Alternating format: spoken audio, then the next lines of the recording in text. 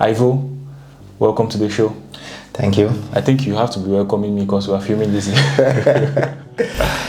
Yeah, that was a good question. Anyways, to be more specific, I grew up in Bamenda, the Quen region, and it was fun and exciting. So I grew up in a very peaceful home. So I already started a company back in Cameroon called Seed Enterprises. It was all about data management, and for me, I'm this guy that I'm always, when it comes to me learning something, I always just go for it. Okay. So I went in for the exams, I failed. And maybe another story back then, even it was not even about biochemistry or data management. For me, it was football. Oh. I knew I was going to play for professionally, like maybe England. That was my vision, because then, there was a time I went to the hospital and I was so sick, and the nurse and all the stuff, they asked me for my information, Then the next time I came again, they asked me for the same information. But we are in the IT world right now. You just have to ask me this thing once. When next I come, you just have to maybe research or just a single thing about me. You try my information. Yeah. And also every time you need to come, you have to keep your hospital books intact. And fortunately, my Victor, has been a very good mentor to me. Okay. Yeah. I told him that this is what I need to find something. We need to resolve this. So he said, no, you already, you can do data management, and the easiest tool you can learn right now is the database. So Microsoft Access, which is a database tool, right? So I got into it. Fortunately for me, when I did the computing, I was one of the best. So my gift was a Microsoft, I think it was 2010 book. Microsoft 2010 or something. So I got that as a gift from that school. So I just kind of soaking myself in that book for 6 months. Okay. Studying, applying, and I started just designing systems for hospitals. I even did that for a school. So very true, and I would advise anyone, sometimes we try to look too far. Meanwhile, we have problems just around us, okay? And if you really want to start your journey, leverage your current environment. Your surrounding. That is where you find. I read a book recently. It's all about whenever there are challenges, it means opportunity. Yeah. That's how, if you really want to succeed as an entrepreneur, that's how I see it. Hi there, I'm Kelvin from Menya. You can equally call me the Creative Lad. As you already know, I am your host for ADH, which stands for the Afro Diaspo Hustlers, a show which is geared at shedding the light on the stories of Africans in the diaspora, with purpose of inspiring other young Africans so they could be more and do more. I'm very excited today because this is our very first episode. Yes, our first episode. And today I decided to bring a very special guest onto the show. He's had a great professional experience consulting for big companies in Belgium like Pfizer and the Brussels airport. And he equally owns an amazing organization called Graffiland, doing great things. Ivo, welcome to the show. Thank you. I think you have to be welcoming me because we are filming this. I understand. This is, even though you're doing it at my place, but you're the host, so. All right. Yeah. So how does it feel like to be on the very first episode of ADH? I think it's a privilege. Anyways, it's the first time I'm also doing this, and the fact that I know you personally, and I think this is a very good platform for me as well, in order to tell the world what I'm doing, what are the things I'm doing for the youth around. And also, I think also this from the value proposition of this episode or this series, I know it's going to go far. So it's a privilege. Yeah. Thank you very much. So there's something Isaac Newton said, which is I see further because I stand on the shoulders of giants. So thank you very much for working on yourself and building yourself to becoming a giant. So we young Africans can see further by standing on your shoulders. Yeah. I hope it's not like I don't see myself like a giant. You're becoming the giant. Yeah, hopefully that's a good. Hopefully that's a goal, right? But I also see other giants, and I'm getting inspired by what they're doing. But I just want to take the baby steps, okay? And it's not like I'm doing alone. I have people supporting me. We have worked together. And you being around also has really, sometimes triggers me. Your critics really helps me to fine tune my ideas. So it's a collective game, I would say so. Yeah. All right. Thank you. All right. So Ivo, tell me, how was it for you growing up in Bamenda, Cameroon? Nice one. Yeah, that was a good question. Anyways, to be more specific, I grew up in Bamenda, the Quen region, and it was fun and exciting. That kind of stuff where you grow up in a neighborhood where it's just average, everyone playing around the neighborhood. Yeah. I would say normally I'm not the crazy kind of person. Somehow I'm fortunate I had my mom was there with my other brothers, so I grew up in a very peaceful home, I would say so, and also I was not that too stubborn, so I always focus on just a bit of stubbornness, not a lot. kinda. So, but anyways, I don't think I would say I wasn't the crazy guy that usually caused a lot of trouble around. Okay. I've always been calm, and I think so, and that has really helped me a lot, especially with what I'm doing right now, because it helps me to really focus and determine. And if I really want to achieve something, I really go for it. Yeah. So how many siblings do you have? So I come from a polygamous family. Okay, that makes us so. Okay. I think it's something very normal, right? Yeah. So for my mom, we are 4 of us. We have our elder sister. So we have 1 sister, which she is the first, and I have 3 brothers. So the eldest brother, he's in Cameroon. Then I'm here in Belgium with one of my brothers. Yeah. Okay. What about your dad? Yeah. So my dad is in Cameroon. So my dad, I think I really can't tell you how many kids my dad has, because I know this is crazy, but sometimes if you really ask me, like the ones I know, I do have 2 stepbrothers that I know. Okay. But there are others. Yeah, they come and they go, so I'll just stick to these 2 stepbrothers that I sometimes communicate with them. Yeah. So Victor is like your brother, same mother, same father? Yes. Okay. Yeah. All right. So what led you to decide to move out of Cameroon to Belgium? That's a good question, because somehow I was already getting a little bit stable, but it wasn't really that good. So I already started a company back in Cameroon called Seed Enterprises. It was all about data management, and it was somehow doing well, but due to the crisis, which started sometime 2016, 2017, business wasn't really moving well again, and I also wanted to really further my studies, because I realized that a lot of my clients back then, some of them they were in need of like advanced data analysis techniques, which I felt like, You didn't have? Yeah, I didn't have, and I needed to go back to school. And yeah, for me, I'm this guy that I'm always, when it comes to me learning something, I always just go for it. And fortunately for me, Victor was already in Belgium, so he helped me with the application process and everything, and eased my transition from Cameroon to Belgium. Okay, that's nice. So, what was that deciding factor for you to know that, okay, I want to do data, be it in Cameroon, be it in Belgium? Yeah, I think for those that are close to me, so I think my story already is, I think a lot of people know this. So I did a degree in biochemistry, something that I didn't really like. From? University of Boya. Okay. Yeah, and I'm not bragging, but I was one of the best students in my batch in advanced level. Yeah. Oh, advanced level. Advanced level. Oh, okay. So this thing, I think you're Cameroonian. So parents, like, if you're one of the best, there are 2 things you have to do. You have to become a medical doctor, or probably you do engineering. Yeah. And my dad was so bent on going into the medical profession, and it wasn't really my thing. But back then I was still like 17 years old. Yeah. I couldn't say no. So. Okay. So I went in for the exams. I failed the exam, but he was bent that I had something related. Yeah, so I did the biochemistry. Yeah. And how was it for you? What was the biochemistry experience? It was a nightmare.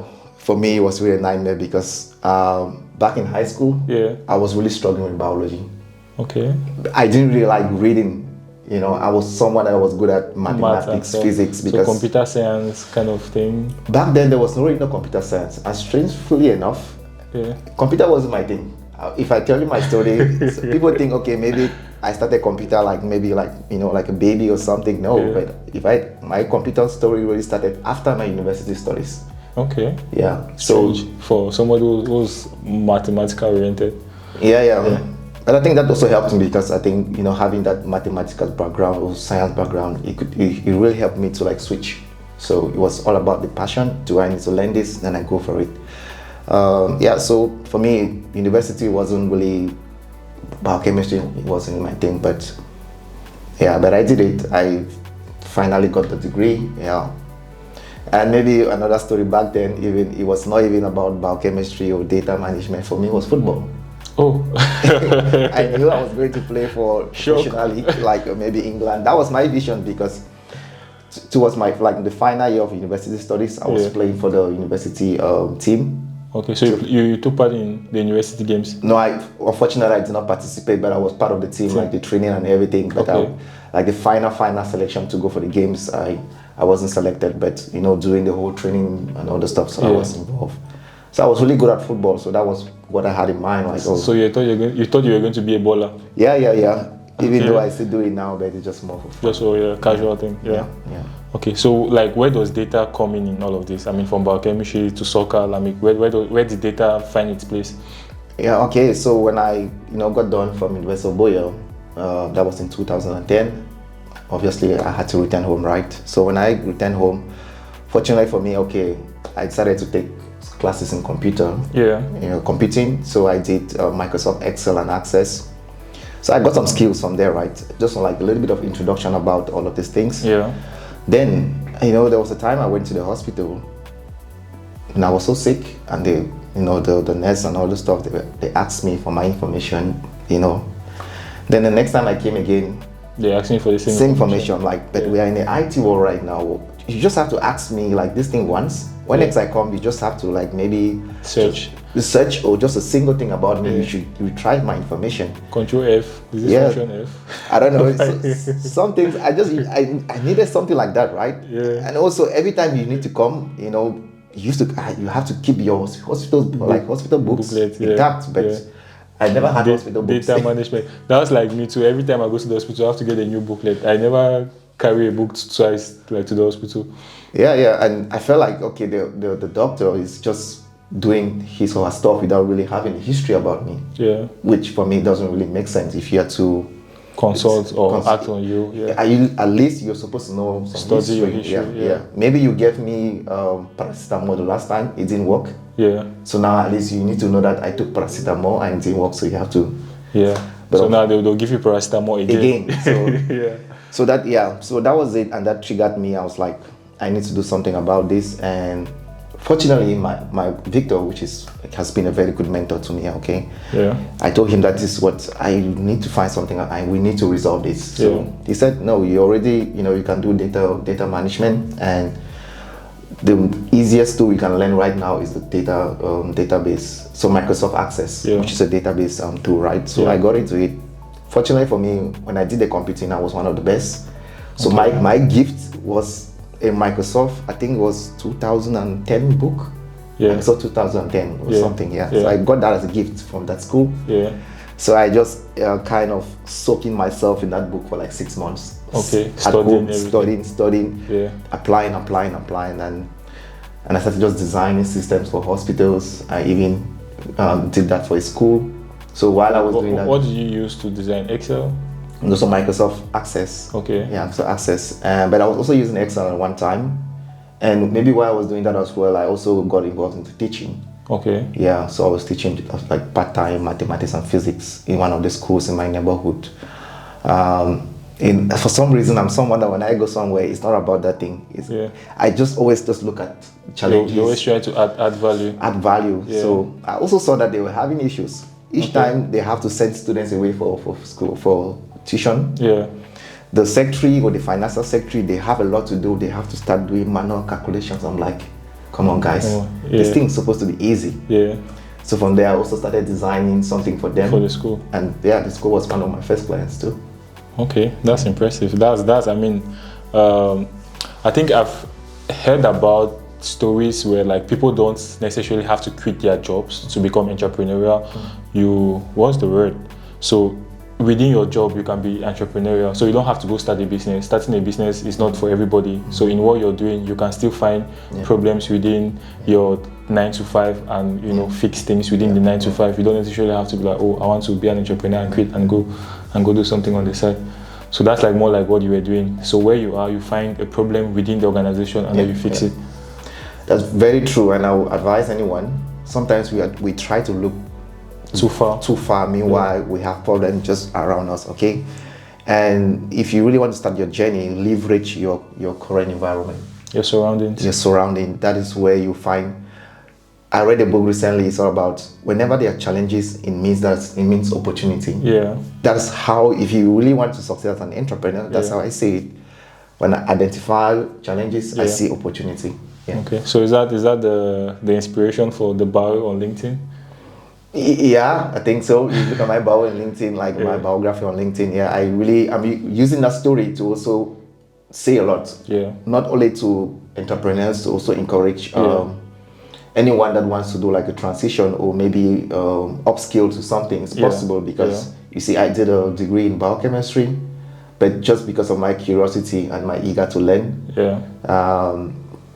I could just upskill myself. And I was still leveraging the biochemistry even though I didn't really like it. I think I mentioned recently that because I could understand the medical terms and all the stuff, I could really flow with the medical doctors. And most of them were my friends because we all studied biochemistry and they were doing medicine somehow, so it was easy for me to communicate with them.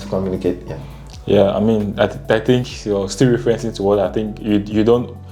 No degree is a waste. In essence, you can still, even if you do law and you don't like law, you can still serve lawyers with data and something. So it doesn't.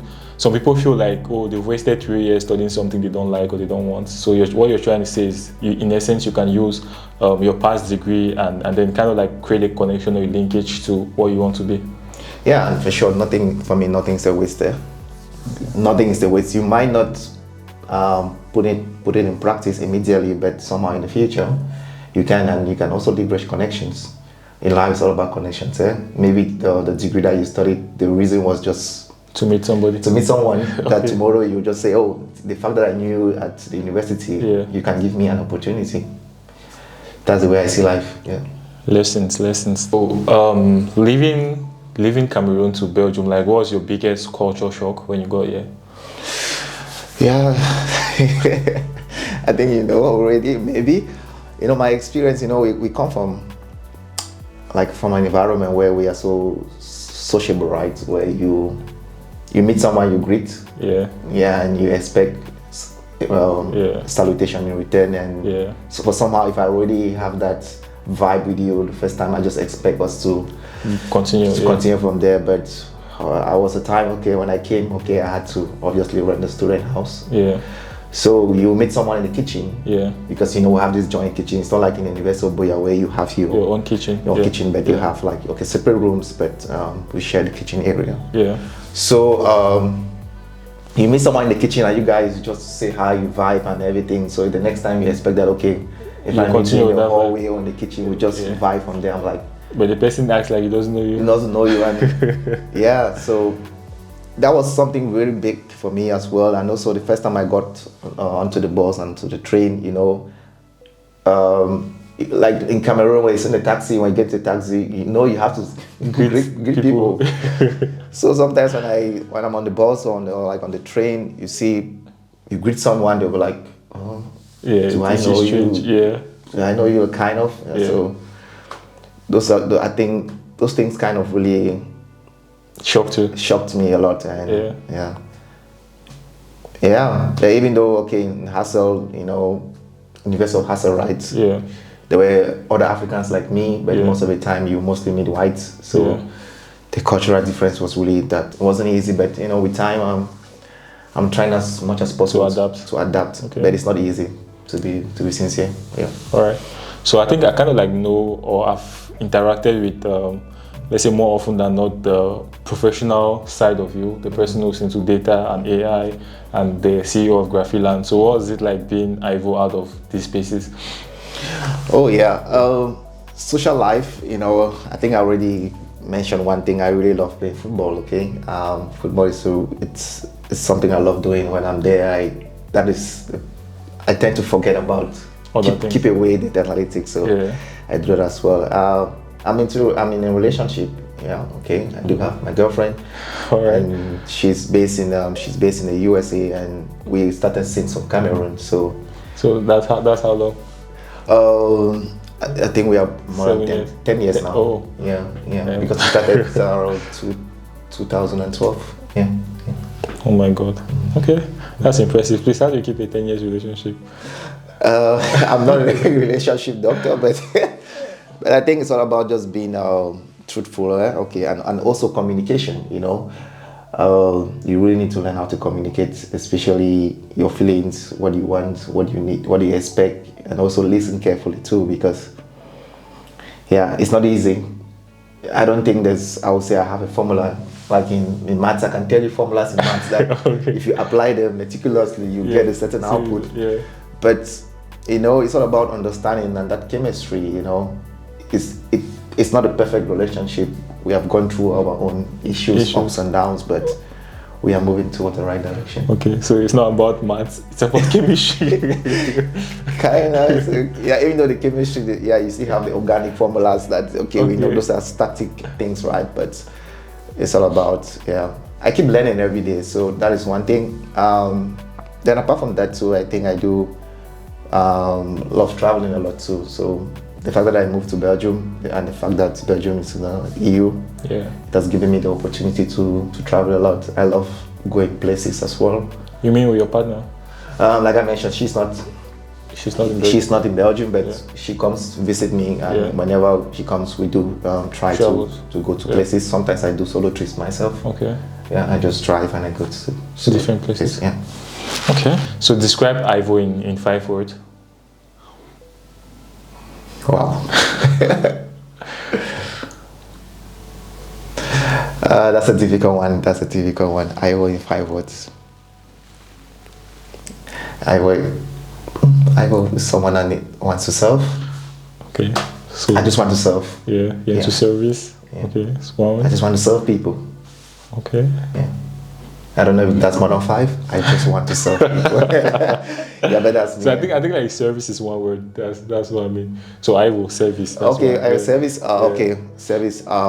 Another word is I'm someone that is very, very determined. If I say I want to do this, I do it. Yeah. So service, determination. Resilient. Yeah, it's very important. Yeah, resilient, especially if you're into this thing of entrepreneur, because it's never. Sometimes you feel like this is, your hypothesis is what is going to be true, but when you get into the real world, it's something else, and you need to keep iterating and So that resilience, that's one thing about me. I don't know. I'll qualify myself as being humble too. Okay. Yeah, being humble. I try as much as possible to be down to earth. Yeah. Because you need to get to the root of, if you need to get information out of someone, you need to be down to earth as well. Yeah. I think I can testify on that. So service, determination, resilience, humility. One last one. I'm a loving guy.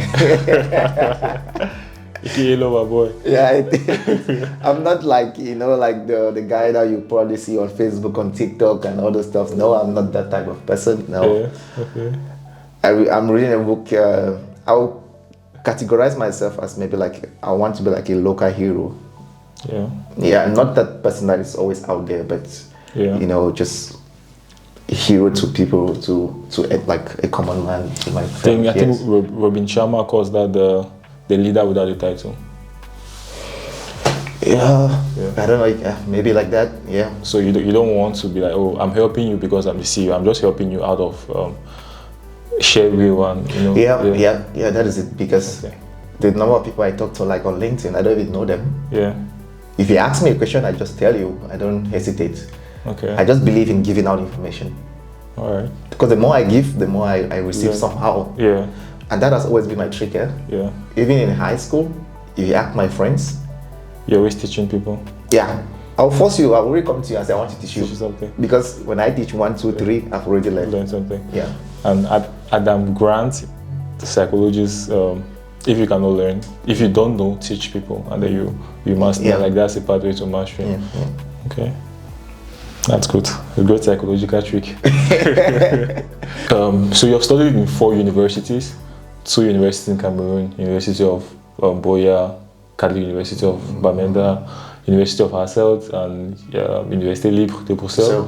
So that's 4. So 2 in Cameroon and 2 in Belgium. So what like compare and contrast your experiences in these, like, let's say like one bracket is home, which is Cameroon, and the other bracket is Belgium. So compare and contrast the experience of studying, how they teach, that knowledge, and all of these things. The quality of education in Belgium is obviously higher than that in Cameroon. But I will not wipe out that what we also study in Cameroon. Some people say it's useless. I wouldn't say that. Yeah, I agree. Okay. Yeah, because there is something you're going to learn no matter what. Even it's just one thing you're going to learn from the whole degree. You pick something from there. So, but it was quite interesting for me to have like the 2 flavors, like studying in Cameroon and studying abroad.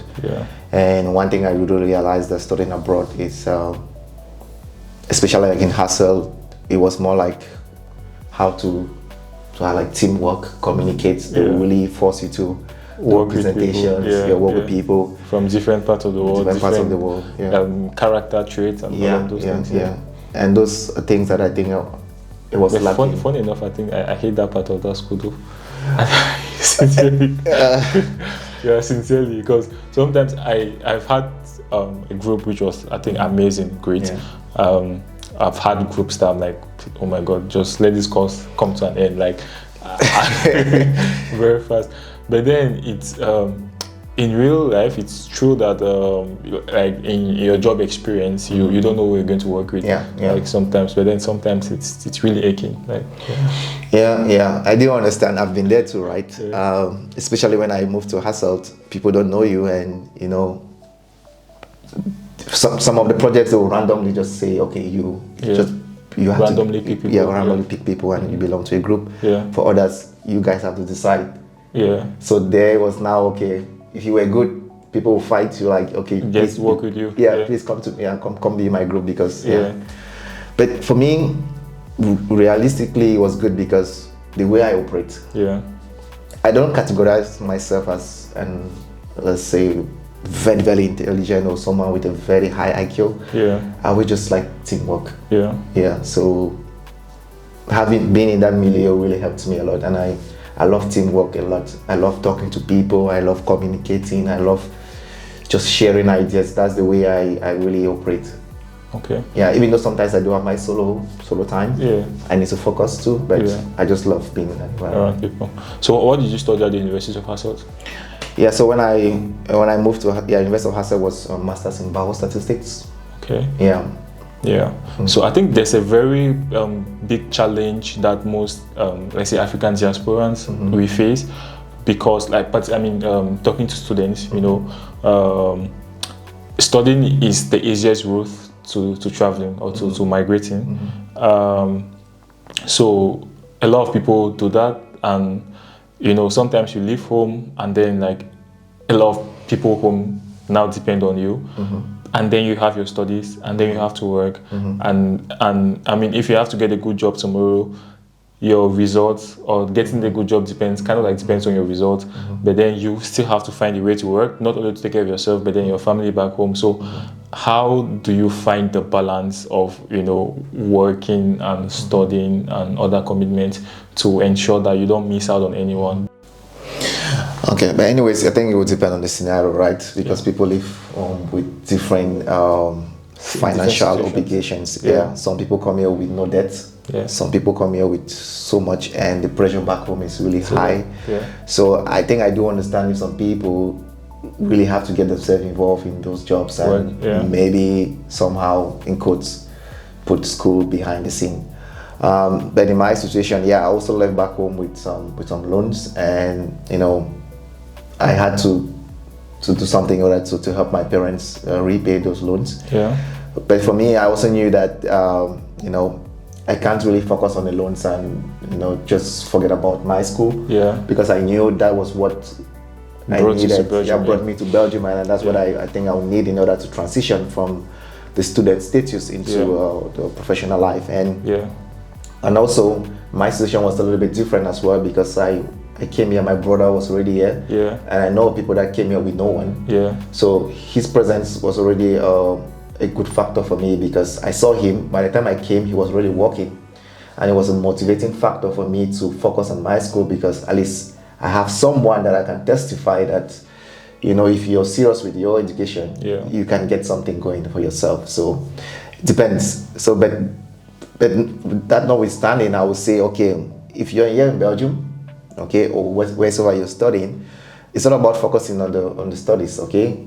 Yeah, you think you go and you work, and maybe at the end of the week you can have like 300 to 400 euros, which probably that was your salary back home in Cameroon.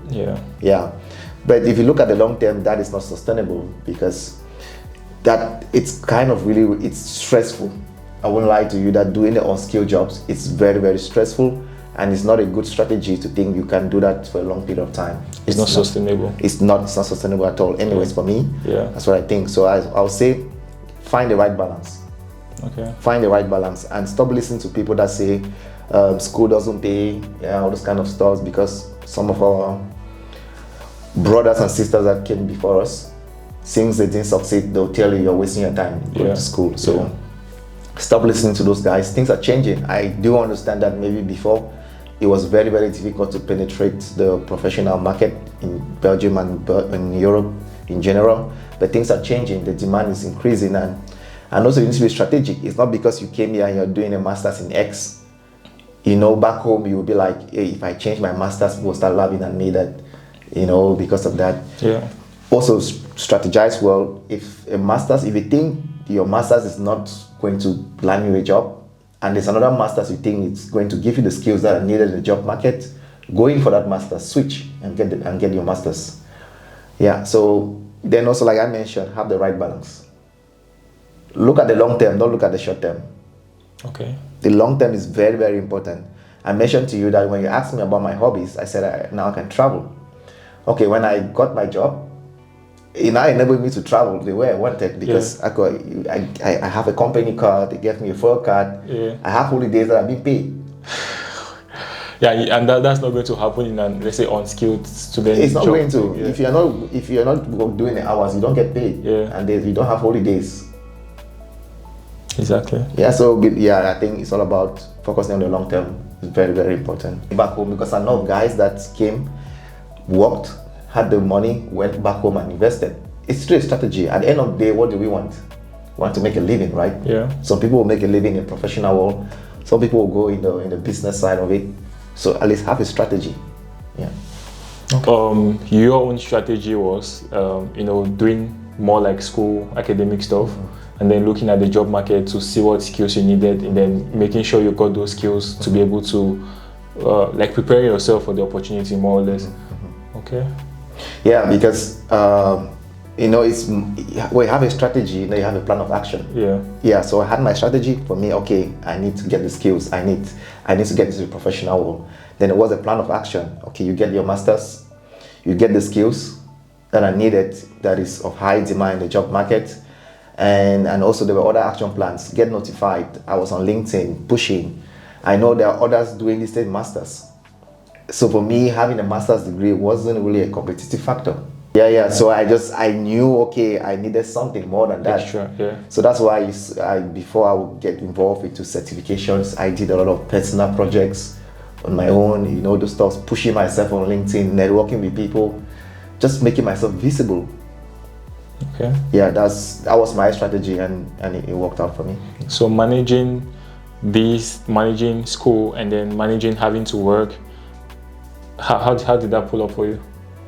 It wasn't easy, but it's just to have the right balance there. I think I mentioned one of my qualities is resilience, and also I think I'm very organized and determined. When I say I want to do this, I do it. Get it done. So I'm not really that. I get distracted. I'm human. I get distracted, but I always try to make up. If I say I'm going to do something today, in case I don't do it, I make sure I make up for it tomorrow. Yeah. Okay, that's great. So knowing you personally, there's a strong claim you always make that people cannot always rely on the university degrees to break into the job market. Your reason, your rationale being that the university is always catching up to market trends. So, I mean, what can you just throw more light on this, let's say, code of yours? Yeah. Anyways, don't get me wrong about university degrees. Yeah. I'm not saying that university degrees are useless. Yeah. No, I'm not saying that. I'm just saying that in this current market we are, yeah, I think the universities are always lacking behind, in the sense that, take for example, you're back in Cameroon. I'm sure a lot of people know that you see their lecturers with very old books, maybe notes that they did 10 years ago. Yeah, but we're talking about trends like artificial intelligence, for example. Let me just be specific to my field. Yeah. We have trends like AI, all the stuff going on nowadays, but your university professor is holding a book that is 10 years old. So what are they giving you? They're giving you knowledge that is 10 years old. It's probably obsolete. Yeah, probably obsolete. People don't use it. And there are some lecturers that are actually trying, that are even in the professional world, so they see what is happening there and they try to implement. But you need to understand that before a change is made in the university program, it will take some time. Yeah. They have to sit, have a meeting, they convey and say, okay, this is the new strategy for this program. It's very bureaucratic. Bureaucratic. So it takes time for them to, for them to accept change. Yeah, they do accept. Yeah. So that's why I say, if you look at, you study what you're studying at school, but be looking at the market, what the market needs. Look at your environment. Look at the environment, what the environment needs, and learn those skills. And if you learn those skills, those are the skills that will give you, make you more competitive in the market. If you go for an interview and they say, what is why should we hire you? You say, I have a degree in this. Everybody who's applying for that job has a degree. Has a degree, so it's no longer, it's no longer a thing. Yeah. But what else do you have? That's what that question means, right? Okay. What else do you have? What value can you bring to us that we think you are more better than the others? Yeah. And if you look around, maybe you can just start listing some of the extra skills that you took some time to learn. Okay. Yeah, and that also says a lot about you. You're someone that's proactive. Impressive. Yeah, because they want to, at work, they want to see people that are proactive. They don't want to, it's not about you just waiting for instructions. Yes, sir. Yes, sir. Okay, I will do this. But they want someone that can think out of the box and be proactive and do something. And you already showing such ability to go out of your environment, to think out of the box and start learning things that no one ever asked you to do. Okay. Yeah. So I'll put this question back to you. What do you think, young Africans or young African immigrants who just came and are probably studying a course, what do you recommend they do to make sure that they have that edge, when they get in front of the interviewing committee or, basically what I'm working on, on Graffiland, right? This is just one aspect and it's based on my framework. Okay. And the goal of that framework, so the title of the framework is Education to Professional Employment Framework. And what I'm trying to help students or degree holders is to equip them with skills that will make you more competitive. Okay. Will equip you with the skills that maybe you will not learn at the university. Yeah. So my advice would be, okay, while you're learning your stuff, while you're learning, no matter which degree you're learning, okay, with such a framework that I've put in place, you can actually pick up skills and also make you more competitive in the job market. Make you that person that all the recruiters will be rushing behind because you do have something extra that they want. Yeah. Yeah. So learn, because I believe for you to have your legal residence in Belgium, you have to be a student. You have to be a student. You have to comply to your status. You have to comply to your status. But while you're complying, learn something extra, because if you do the maths, not even the maths, do the arithmetic. Okay. If you do the arithmetic, you know that we have maybe top 6 universities in Belgium, for example. You mean UHASL? The levels of UHASL. Yes. Okay. KU, Ghent, Antwerp, VUB. Let's just say 6. Yeah. And maybe the master's degree you're doing, all of them are doing they are offering those master's degree. Do the maths. How many students do you have in your program? Batch, then multiply by the number of universities. Then also think about the others that have gone before you. They are also searching for that same job. So imagine you go in for an interview and you say your competitive factor is Your degree? Your degree. So what do we do with that? you see the logic, right? Yeah. So that's what I'm trying to explain. Even if you're watching from Cameroon or wherever you're watching, take the same analogy, and that is what you should really aim for.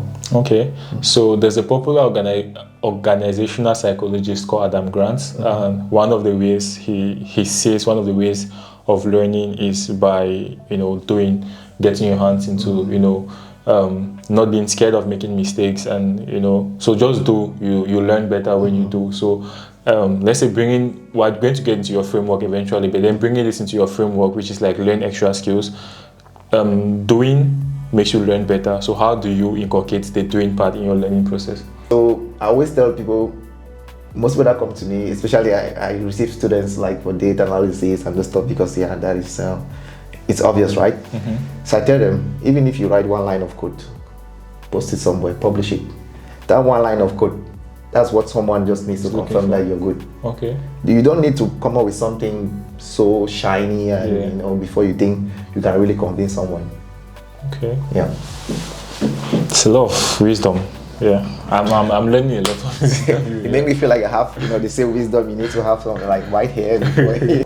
I think we're talking about something in class, and the experiment is actually true that most people get jobs from people in their networks. Not the post from LinkedIn, not the post from Indeed, but it comes from the network. So yeah. I agree with you, and recently I made a post about that. Yeah. So I was reading this book, Education of Millionaires, or it's for Millionaires, one of and it's by Michael Ellsberg, if I'm not mistaken. And he said in one of the chapters that just about 20% of jobs actually go online, like they go to like LinkedIn, Indeed, and any other professional platform. The rest 80% is navigated through networks. Okay. Let me give an example. At work, there's this thing called, like, they have these internal referral programs where if you as an employee, you refer someone and the person actually gets the job, you get the percentage. You get the premium from the company. Okay. So think of it. If I'm an employee and they say, okay, there's an opening, what do you think? Bringing somebody. I'll bring someone from my network. Yeah. That is why creating your network, building your network, really, it's very, very important. Yeah. Someone, you might be asking me, how do you build a network with someone that you don't know? You show credibility. Okay. That's why you can go on LinkedIn and you start posting around the topic. Like if you're into cybersecurity, for example, show some credibility, create content, make people comment, follow guys that are talking about cybersecurity. Yeah. Make your presence known. Yeah. I think I actually made an Instagram reel about that. Like why people should create content is that it gives you a position in your industry. Like you become a voice in this space. Yeah. It will take some time for people to get to that level. You can start just by following the right people. Yeah. Liking, making simple comments. Then with time you get comfortable, you start creating content. Okay. So that's how you build your network, and it's just to confirm that having the network is the best thing you can ever have. Yeah. It's more than your CV. Okay. It's more than your CV. There are a lot of tools now. If you think you want to use CV to get a job, it's quite challenging because everyone has access to those tools now. Everybody has a CV. Everyone has access to OpenAI, right? Yeah, and the AI can just write you something. Yeah, the same way you can put in the prompts, same way another candidate can put in the prompts. So if you can, the only way is to bypass that. So if you can already have someone that can already refer you, that is a big plus. So I think we're diverting from the original question, but let's just stay on this question. Yeah. So as a diasporan, I'm just coming in, I just touched down Brussels airport. Yeah. How do I begin to build my network? Normally you start from the people around you, right? Yeah. So you start with normal. You have to start by creating a good environment with your class, with your peers around. Yeah. But know your peers are also the same people that are searching for the same jobs. But I'm saying that first of all, get comfortable with your peers, then start looking a little bit further, and by going to professional platforms. I really don't know what you want to do. Maybe LinkedIn can be your platform of your go-to choice. It can be Facebook, it can be Instagram, but you have to get out of your your local network. Yeah, normal milieu. Your normal milieu, and you start going to the areas where you meet the people that, you know, do have the opportunities. Okay. So let's be practical. Let's use your experience as a practical for us to actually understand or grasp the concept. So it's not just about going to the platform. So when you are there, what do you do? It's true like there are thousands of platforms, but let's be specific. Let's use your experience as the case here. So let's be specific. When you got to the what exactly did you do in those milieus that made you you know, as you said, credible and all of that?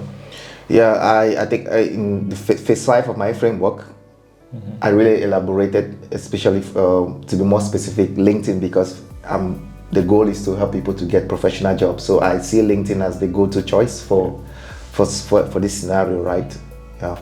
So normally you really have to, you need to have to create a very good profile. Okay. Your profile needs to tell people what you're into. Yeah. Okay. Just by me seeing your headline, I know you're someone that is into cybersecurity, you're into pharmaceutical or whatever. So creating a very good profile there are guidelines that you can use on LinkedIn, or you Google, or you seek professional help to get a good profile. That's one thing.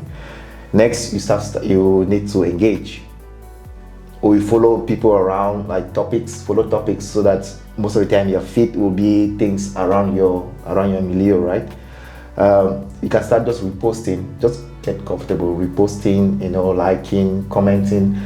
When I say comment, it's not about when someone says something, you just say, hey, congratulations.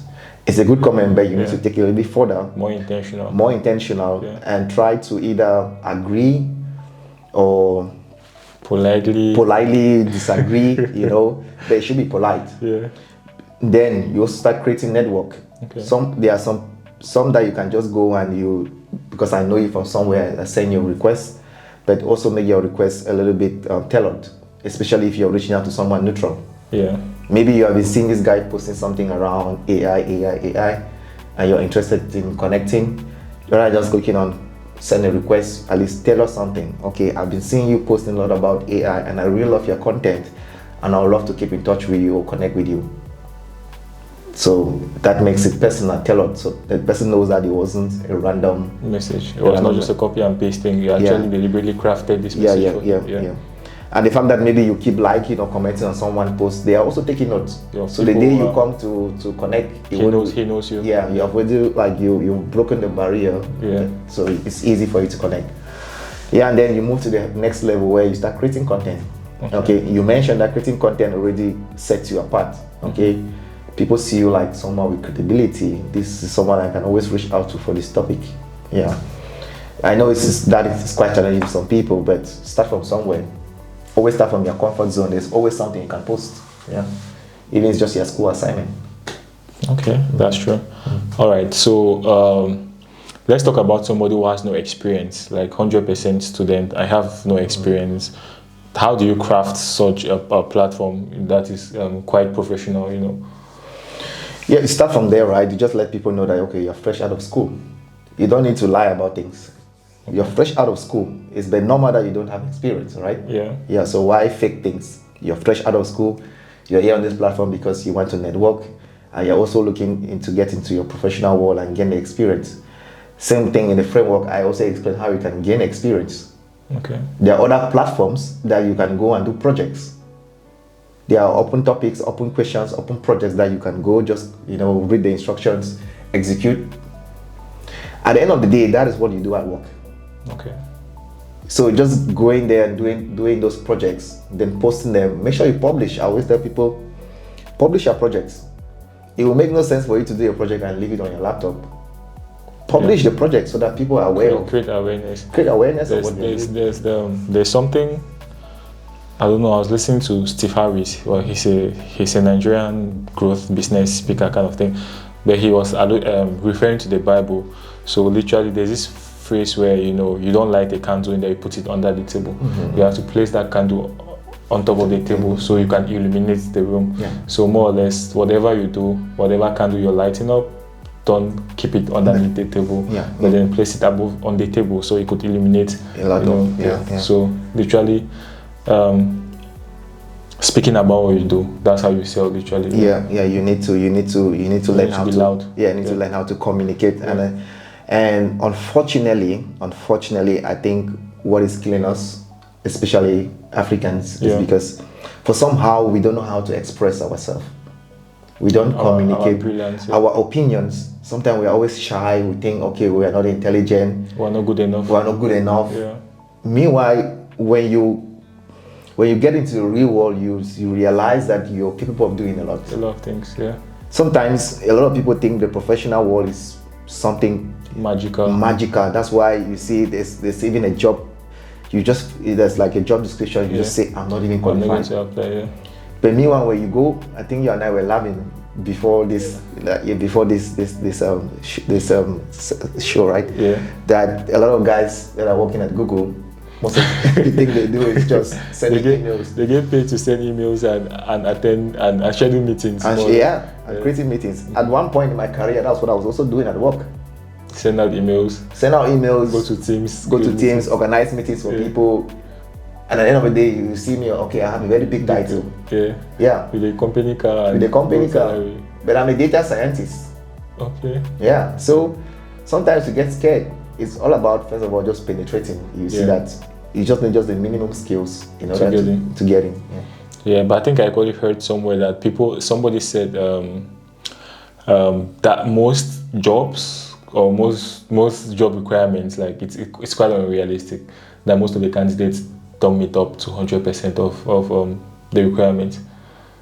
Yeah, that is true, right? But also you need to understand that if they bring the requirements low, a lot of people, so you have to take it high it's like filtering. It's a filter, so it's a strategy for them to also filter. Okay. And you also want the best, right? So I think it's better, obviously.